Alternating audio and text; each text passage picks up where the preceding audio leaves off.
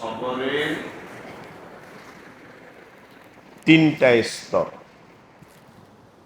একটা হলো সবর আলা তাআত, নেক আমলের উপর অটল অবিচল থাকে, এটা সবর। দ্বিতীয় হলো সবর আনিল মাসি, যাবতীয় গুনাহ থেকে বেঁচে থাকা। তৃতীয় হলো সবর আলাল মাসাইব, বিপদে আপদে ধৈর্য ধারণ করা। আর বিপদে ধৈর্য ধারণ করার অর্থ বলেছিলাম তিনটা মানে তিনটা অংশ নিয়ে বিপদে ধৈর্য ধারণটা হয়। বিপদে ধৈর্য ধারণের অংশ তিনটা। এক নাম্বার, বিপদ আল্লাহর পক্ষ থেকে এসেছে মনে করা, আল্লাহ থেকে আসছে, আমার গুনার কারণে হোক, আমাকে পরীক্ষা করার জন্য হোক, যেভাবেই হোক এটা এসেছে কার পক্ষ থেকে? আল্লাহর পক্ষ থেকে। দ্বিতীয় হলো বিপদের কারণে, কোনো বলা মুসিবত, বিপদ আপদ, দুর্ঘটনা, এই কারণে হাহুতাশ না করা, আল্লাহর বিরুদ্ধে, আল্লাহর সিদ্ধান্তের বিরুদ্ধে কোনো আপত্তি অভিযোগ না করা, ঈমান পরিপন্থী কোনো কথা মুখে কাজে উচ্চারণ না করা। তিন নম্বর হলো এই বিপদে আল্লাহর কাছ থেকে সওয়াবের আশা করা। আমার যে বিপদ হয়ে গেল, নিশ্চয় আল্লাহ তাআলা আমাকে কি দিবেন? সওয়াব। এই তিনটা অংশ মিলে হয় বিপদে ধৈর্য ধারণ করা। বুঝতে পারছেন কথাটা? খুব সুন্দর। এই সবরের যে তিনটা অংশ, এই তিনটা অংশ মিলে সবর। এই সবরের উপর কোরআন হাদিসে, কোরআন সুন্নায় ভরা, বিভিন্ন ধরনের কোরআনে কারিমে, হাদিস শরীফে আল্লাহ তাআলা, রাসূল সাল্লাল্লাহু আলাইহি ওয়াসাল্লাম এর ফজিলত, এর মর্যাদা এই সম্পর্কে বয়ান করেছে। কোরআনে কারিমে আল্লাহ তাআলা বলেছেন, ছোট্ট আয়াত, ইন্নাল্লাহা মা'আস সাবিরিন, যারা ধৈর্যশীল, সবর ধারণ করে অন্তরে, তাদের সাথে সঙ্গে আল্লাহ থাকেন। যারা ধৈর্যশীল মানে যে বলছি নেক আমলে অটল থাকে, গুনাহ থেকে বেঁচে থাকে, বিপদে ধৈর্য ধারণ করে, একে বলে কি? ধৈর্যশীল। আমরা শুধু একটা বুঝি।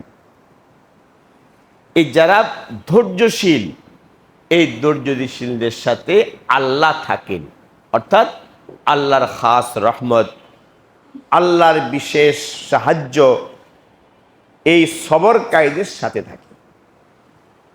আর সবরু মিফতাহুল ফারজ, একটা আরবি বাক্য আছে। ধৈর্য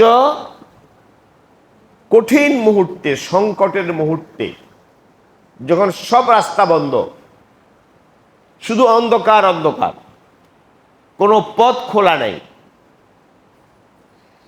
তো এরকম সংকটের মুহূর্তে আল্লাহ তাআলা ধৈর্যশীল ব্যক্তির জন্য নতুন রাস্তা খুলে দেন।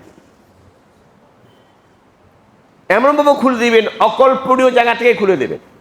এটাকে বলো আরবিতে আস-সবরু মিফতাহুল ফারজ।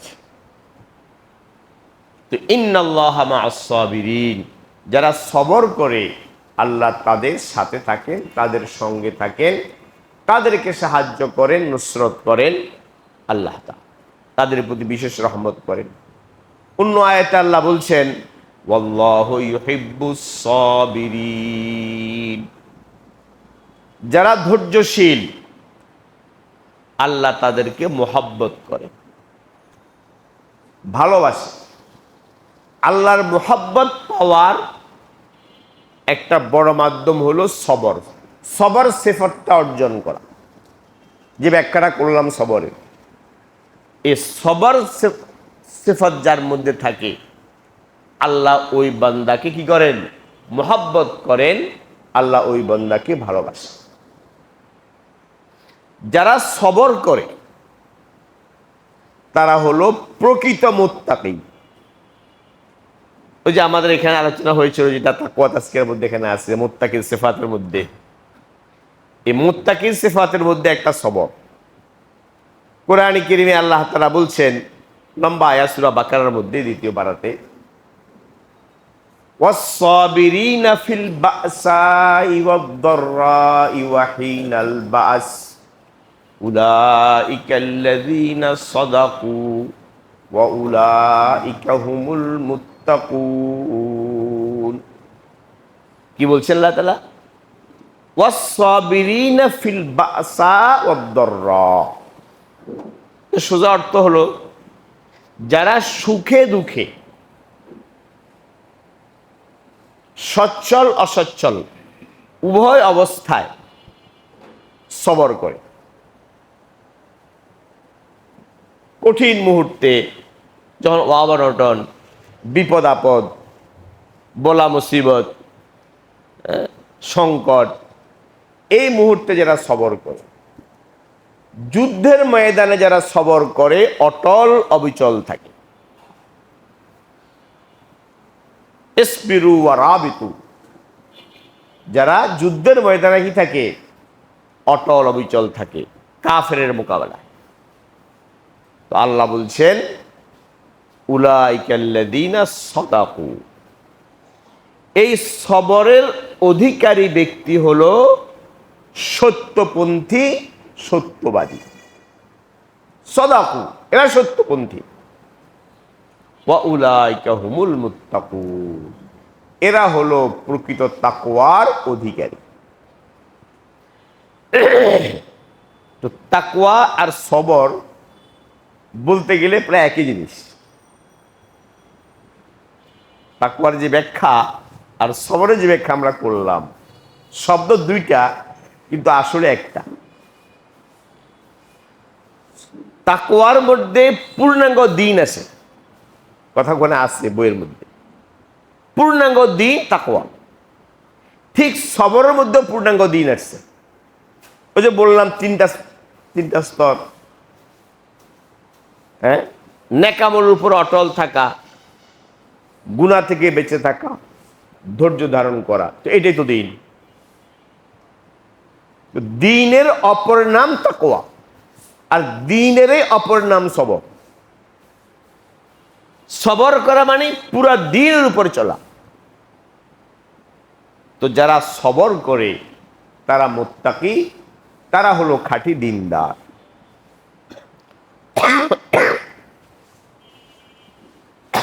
জান্নাতি কারা? মুত্তাকি কারা? জান্নাত কারা পাবে? আল্লাহ বলছেন আল্লাযীনা সাবারু ওয়া আলা রাব্বিহিম ইয়াতাওয়াক্কালুন। এর আগে আছে জান্নাতের কথা।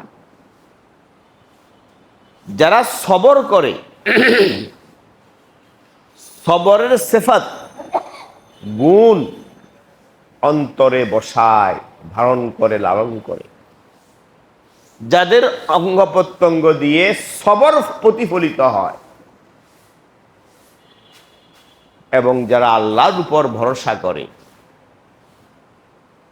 এরা হলো প্রকৃত কি? মুত্তাকি।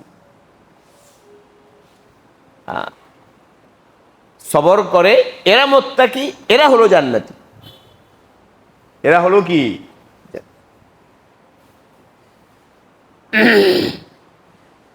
কোরআনে কারীমে সূরা বাকারাতে দ্বিতীয় পারার শুরুতে প্রায় আছে, ওয়াবাশশিরিস সাবিরিন আল্লাযীনা ইযা আসাবাহুম মুসিবাতুন ক্বালু ইন্না লিল্লাহি ওয়া ইন্না ইলাইহি রাজিউন উলাইকা আলাইহিম সালাওয়াতুম মির রাব্বিহিম ওয়া রাহমাহ ওয়া উলাইকা হুমুল মুহতাদুন। আল্লাহ বলছেন যারা ধৈর্যশীল তাদেরকে সুসংবাদ দাও। তো ধৈর্যশীলদের সিফাত কি? একটা সিফাত বলছেন, ইজা আসাবাতহুম মুসিবাতুন, ধৈর্যশীল ব্যক্তিরা যখন দুনিয়াতে কোনো বিপদ আপদ, সংকট, বলা মুসিবত, অভাব অনটনের সম্মুখীন হয়, তো সাথে সাথে বলে ইন্না লিল্লাহি ওয়া ইন্না ইলাইহি রাজিউন। সবর করনেওয়ালার একটা সিফাত হলো বিপদে পড়ে কি পড়া, ইন্না লিল্লাহি ওয়া ইন্না ইলাইহি রাজিউন। আপন কেউ মারা গেছে, মৃত্যু তো আসবেই, অবধারিত, এর থেকে বাঁচার তো কারো কোনো পথ নেই, আসবেই, নির্ধারিত সময়ে মৃত্যু আসবে। তো মৃত্যু আসলে মানুষের দুঃখ হয়, আঘাত লাগে, ব্যথিত হয়, চোখে পানি আসে। আল্লাহ বলছেন এই মুহূর্তে ধৈর্যশীল কারা? বিপদের মুহূর্তে ধৈর্যশীলের সিফাত কি?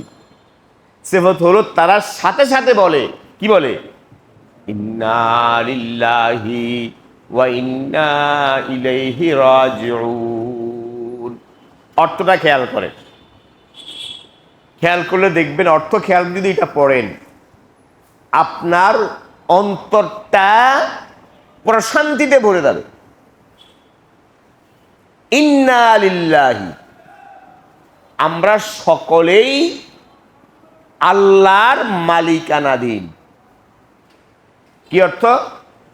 ইন্না লিল্লাহি, আমরা সবাই, আমি, আমার পিতা মাতা, আমার সন্তান সন্ততি, আমার টাকা পয়সা, মাল দৌলত সম্পদ যা আছে, ইন্না, আমরা সকলেই আল্লাহর মালিকানাধীন। আল্লাহ আমাদের সকলের মালিক, আমরা তার মালিকানাধীন গোলাম। ইন্না লিল্লাহি অর্থ এটা, ওয়া ইন্না ইলাইহি রাজিউন, আমরা সকলেই, সকলকে সে আমাদের মালিকের কাছে প্রত্যাবর্তন করতে হবে, ফিরে যেতে হবে।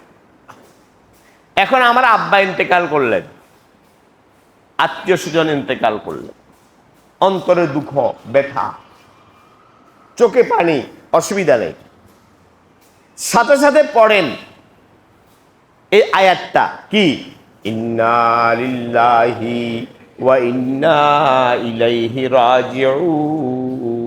সবাই পারি না? পড়েন, এবং এটার অর্থের প্রতি খেয়াল করেন। অর্থ কি? আমরা সবাই আল্লাহর মালিকানাধীন।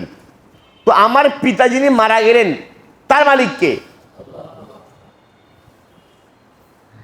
তো আল্লাহ তো আমার পিতার মালিক। তো মালিক তার অধীনস্থ, তার গোলামের ব্যাপারে যে সিদ্ধান্ত নিবে সেটাই সঠিক, সেটাই কি সঠিক। ব্যাস, আমার আব্বা মারা গেছে, তো আমার আব্বা তো আমার আল্লাহর কি মালিকানাধীন গোলাম, আমিও আল্লাহর মালিকানাধীন গোলাম। আমার আব্বা, আমার আম্মা সব আল্লাহর মালিকানাধীন গোলাম। তো মালিক তার গোলামকে নিয়ে গেছে, সময় মতো নিয়ে গেছে, আমাকেও নিয়ে যাবে। এই কথাটা, অর্থটা, মর্মটা চিন্তা করলে ওই দুঃখ আর ব্যথার মুহূর্তে অন্তরে কি নামে আসবে? প্রশান্তি নেমে আসবে। ওই যে হাহুতাস, অভিযোগ, মাতম, বিলাপ, আল্লাহর বিরুদ্ধে অভিযোগ, আজরাইল বুঝার কারণ দেখে নাই, আমার ছেলেরা দেখছে, বলে না, মেয়েরা বলে, এই যে অভিযোগ সব দূর হয়ে যাবে। আরে কিসের অভিযোগ? যাকে নিছে সে তো আল্লাহর কি গোলাম, মালিক আল্লাহ তাআলা। মালিক তার গোলামের ব্যাপারে যে সিদ্ধান্ত নেবেন সেটাই সঠিক। অর্থ বুঝছেন কথাটা? খেয়াল করবেন। সবর করনেওয়ালার সিফাত হলো যখন বিপদে পড়বে, কি পড়বে? পড়েন, ইন্না লিল্লাহি ওয়া ইন্না ইলাইহি রাজিউন। এটা পড়বেন এবং এই কথার অর্থ মর্মের প্রতি খেয়াল রাখবেন। ইন্না লিল্লাহি, আমরা সকলে আল্লাহর মালিকানাধীন গোলাম। আমার আব্বা আম্মা যিনি চলে গেছেন তিনিও আল্লাহর মালিকানাধীন গোলাম, মালিক আল্লাহ। কাজে মালিক তার গোলামের ব্যাপারে যে সিদ্ধান্ত নিয়েছে সেটা সঠিক। এই কথা অন্তরে উপলব্ধি করলে তো আব্বার ইন্তেকালে যে ব্যথা, ওই ব্যথার উপশম হয়ে যাবে, ভিতরে প্রশান্তি নেমে আসবে। কথা কি বুঝছেন? আরটা কি বলছে? ওয়া ইন্না ইলাইহি রাজিউন। আরে আমরা সবাই তো আল্লাহর মামলুক, আল্লাহর মালিকানাধীন গোলাম। তো আব্বা চলে গেছে, আমরা সকলেই আল্লাহর কাছে ফিরে যাব। কার কাছে? আজকে আব্বা গেছে, আগামীকালকে আমি যাব। পালা, আজকে আব্বার পালা, আগামীকাল আমার পালা। সবাইকে তো আল্লাহর কাছে ফিরে যেতে হবে। আমার আব্বা আল্লাহর কাছে ফিরে গেছে, আমার আম্মা আল্লাহর কাছে ফিরে গেছে, আমার সন্তান আল্লাহর কাছে গেছে, আমিও আল্লাহর কাছে ফিরে যাব। আবার সেখানে ইনশাআল্লাহ আব্বা আম্মা আর সন্তানের সাক্ষাৎ হবে। হবে নি? কিসের আফসোস আমার? আমার তো আবার সাক্ষাৎ হবেই সেখানে ইনশাআল্লাহ। বিবি মরে গেছে, হ্যাঁ, প্রিয়তমা বিবি, কোনো পেরেশানি নেই, আল্লাহর বান্দি আল্লাহ নিয়ে গেছে, সে আল্লাহর গোলাম, আল্লাহর বান্দি আল্লাহ নিয়ে গেছে। আর আমিও একদিন সে আল্লাহর কাছে চললাম, গেলে সে আমার প্রিয়তমা বিবি, তার সাথে আমার সাক্ষাৎ হবে। সে জান্নাতে আমার সাথেই থাকবে, যদি সে জান্নাতি হয়ে থাকে। কথা বুঝেন নাই? এই যে বাক্যটা, বিপদে পড়লে যে বাক্যটা আল্লাহ শিক্ষা দিলেন, এই বাক্যটা যদি আমরা অর্থ মর্ম বুঝে পাঠ করি, তো আপনার বিপদ, আপনার ভিতরের দুঃখ বেদনা অস্থিরতা, এটা বরফের চাকার মতো গলে পানি হয়ে যায়। কথা কি বুঝছেন? পড়বো তো সবাই ইনশাআল্লাহ। বিপদে বললে কি পড়তে হয়? ইন্না লিল্লাহি ওয়া ইন্না ইলাইহি রাজিউন। যে কোনো বিপদ, বড় বিপদ, ছোট বিপদ।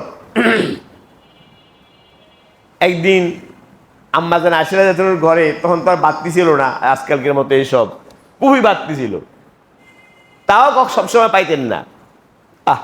ঘরে অন্ধকার থাকতো, অন্ধকারের মধ্যে থাকতেন। নবীজি অন্ধকারে উঠে তাহাজ্জুদ পড়তেন। আম্মা জান আয়েশা বয়স কম, শুয়ে থাকতেন। নবীজি উঠছেন, উজু করছেন, নামাজ শুরু করছেন। আম্মা জান আয়েশার পা নবীজির সেজদার জায়গায়। হুজরাটা এত ছোট্ট, খুব ছোট্ট,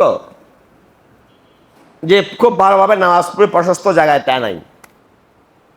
নবীজি যখন সিজদা করতেন, তো আম্মাজানের পায়ের পাতায় কি দিতেন? চিমটি দিতেন। তো চিমটি দিলে আম্মাজান পা গুটাই নিতেন, নবীজি সিজদা করতেন। অন্ধকার, কিছু দেখা যায় না, শুয়ে বোকাইতে আছে। আম্মাজান বলে আমি পা গুটাই নিতাম। পরে যখন দীর্ঘ সিজদা করতেন আর কানতেন আল্লাহর কাছে, যখন দাঁড়াইতেন আমি পাটা আবার সরাই দিতাম। দেখেন স্বামী স্ত্রীর মোহাব্বত। কথা অনুমতি চলে যাব, মানে ভারসাম্য কি? ভারসাম্য। আল্লাহর সাথে মোহাব্বত, ভালোবাসা কি পর্যায়ের নবীজির ছিল? এই পর্যায়ের মোহাব্বত ভালোবাসা থাকতে বড় কবে কি? দূর, তুই ঘর থেকে বেরিয়ে যা, আমার মাহবুব তো আল্লাহ তাআলা, তুই কেডা? আমি এরকম। রাসূল করিম সাল্লাল্লাহু আলাইহি ওয়াসাল্লামের আচরণে, ব্যবহারে, উচ্চারণে এত ভারসাম্য ছিল, সবার হক তার টাকায় পুরা করছে, আল্লাহর হক পুরা করছে, শেষ সাথে উঠে গেছে। আবার বিবি বয়স কম, এত লম্বা নামাজ পড়তে পারবে না, রোড নামাজ পড় আমার সাথে, রাসূলুল্লাহ পড়বেন 3 ঘন্টা পর্যন্ত, উনি পারবে না, শুয়ে থাক। আবার যখন লম্বা করছে, পা চিমড়ি দিয়েছে, উঠে ফেলছে। তো আল্লাহর সাথে মোহাব্বত আছে সর্বোচ্চ মাত্রার, আবার বিবির যে হক ভালোবাসা সেটাও ঠিক রাখছে। মানে 1.5 ব্যাটারি হয় নাই। কি ব্যাটারি? 1.5 ব্যাটারি ছিলেন? 1.5 ব্যাটারি, ব্যাটারি হয়তো একটা নয় 2টা ফুল হবে, মাঝামাঝি নেই। রাসূল করিম সাল্লাল্লাহু আলাইহি ওয়াসাল্লামের সব কিছুর মধ্যে ছিল কি? ভারসাম্যতা, পরিণতিবোধ। যাক, ওটা অন্য প্রসঙ্গ। বলছিলাম এই কথাটা, নবীজির ঘরে তো বাতি টাতি নেই।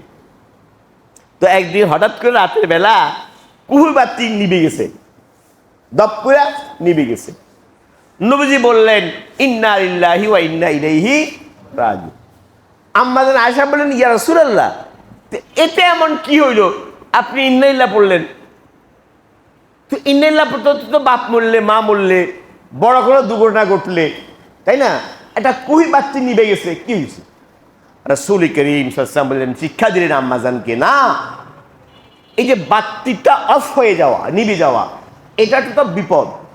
কারেন্ট চলে গেল, এটা বিপদ না? তো বিপদ বড় হোক আর ছোট হোক, বিপদ আসলে কি পড়া? কারেন্ট চলে গেছে কি পড়বো? ইন্না লিল্লাহ। কারণ আসলো কি বলবো? আলহামদুলিল্লাহ। কথা কি বুঝছেন? তো সবরের একটা সিফাত হলো এটা, বিপদে কি পড়া? ইন্না লিল্লাহি ওয়া ইন্না ইলাইহি রাজিউন। খেয়াল থাকবে তো ইনশাআল্লাহ। গতকাল বলছিলাম, খেয়াল আছে কিনা একটা কথা, পরে এখন খেয়াল পড়ছে, পরে সব কথা তো সবসময় যেখানে আসে না। ওই যে বলছিলাম, নবীজি তার মেয়ে হযরত জাইনাবকে, বাচ্চা যখন অসুস্থ, তো খবর পাঠাইছেন কিছু কথা বলে। এই কথাগুলো মুখস্থ করবেন আরবিতে। এই কথাগুলো হলো সান্ত্বনার ভাষা। কিসের? সান্ত্বনা। কেউ বিপদে পড়লে আমরা সান্ত্বনা দিই না?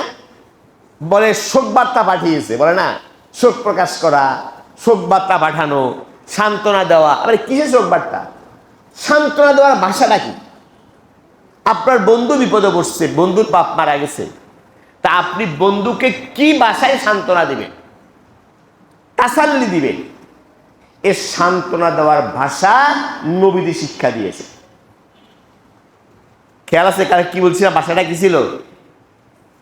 ভাষা ছিল, নবীজি মেয়ে জাইনাবকে বলছেন, খবর পাঠিয়েছেন, লিল্লাহি মা আখাযা, পড়েন, লিল্লাহি মা আখাযা ওয়া লাহু মা আ'তা ওয়া কুল্লু শাইইন ইনদাহু বিআজালিন মুসাম্মা ফালতাসবির ওয়াল তাহতাসিব। এটা মুখস্থ করবেন। এই যে শিক্ষিত ভাইরা সবাই মুখস্থ করবেন, বুঝছেন? এটা হলো কিসের ভাষা? সান্ত্বনা দেওয়ার ভাষা। আপনার বন্ধু বিপদে পড়ছে, সান্ত্বনা যাবেন কি দিয়া? এইটা নবীদের সান্ত্বনা দিয়েছেন ভাষা, তাসাল্লির ভাষা। এটা হলো শোক বার্তা, শোক বার্তা দেওয়া। কি? আবার অর্থটা বলি। নবীজি বলছেন মেয়েকে, লিল্লাহি মা আখাযা, যেটা আল্লাহ গ্রহণ করেছেন, নিয়ে গেছেন তোমার কাছ থেকে, গ্রহণ করে নিয়ে গেছেন, সেটার মালিক আল্লাহ। ইন্না লিল্লাহি মা আখাযা, যেটা আল্লাহ গ্রহণ করে নিয়ে গেছেন, সেটার মালিক কে? আল্লাহ। ওয়ালাহু মা আ'তা, যেটা আল্লাহ তোমার কাছে রেখে দিয়েছেন, তোমার কাছে রেখে দিয়েছেন, তোমাকে দান করেছেন, রেখে দিয়েছেন, সেটার মালিকও আল্লাহ। আমার সন্তান আমার কাছে আছে, আলহামদুলিল্লাহ, এই সন্তানের মালিক কে? ওয়া কুল্লু শাইইন ইনদাহু বিআজালিন মুসাম্মা। আল্লাহর কাছে প্রত্যেক ব্যক্তির, প্রত্যেক বস্তু, সেই মানে ব্যক্তি বস্তু, আল্লাহর কাছে প্রত্যেক ব্যক্তি এবং প্রত্যেক বস্তুর নির্ধারিত সময় আছে। কি আছে? সময় আছে, সময় নির্ধারণ করা আছে, আল্লাহর কাছে আছে। এই দুনিয়াতে যা কিছু আল্লাহ সৃষ্টি করছেন, সব সৃষ্টির আগে আল্লাহ তাআলা সব বিধান করে রাখছে।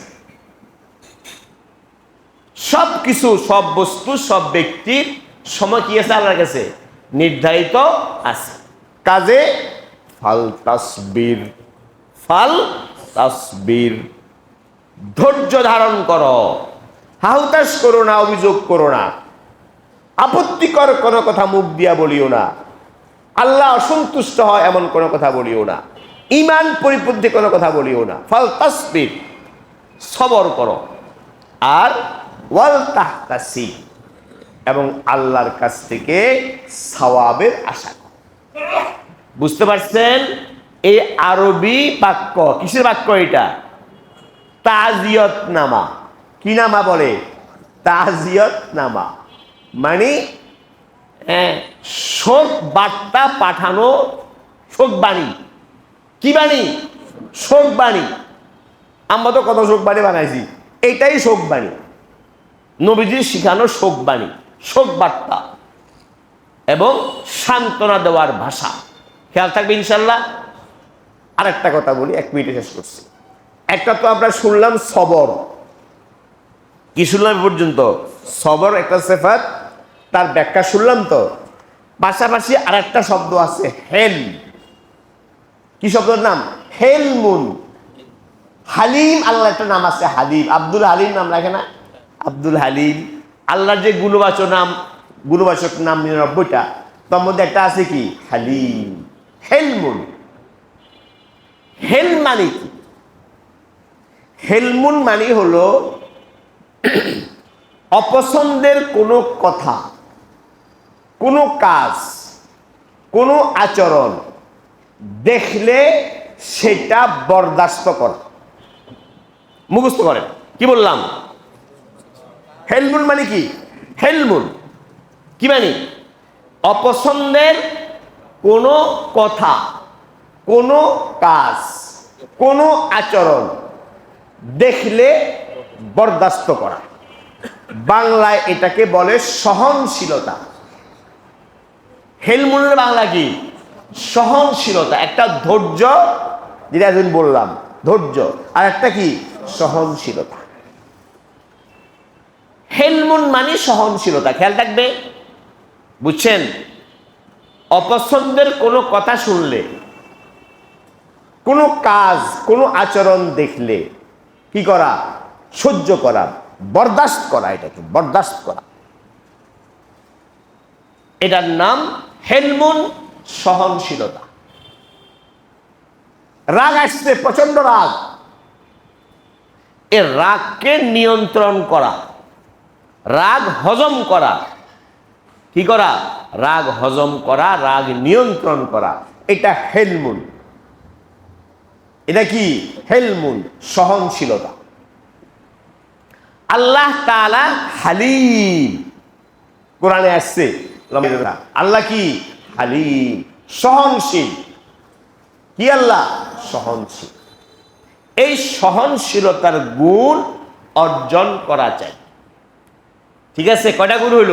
সবর, হেল। আরবি খেয়াল রাখবেন, সবর, হেল, এই দুটা গুণ। সবর মানে ধৈর্য ধারণ, আর হেল মানে সহনশীলতা।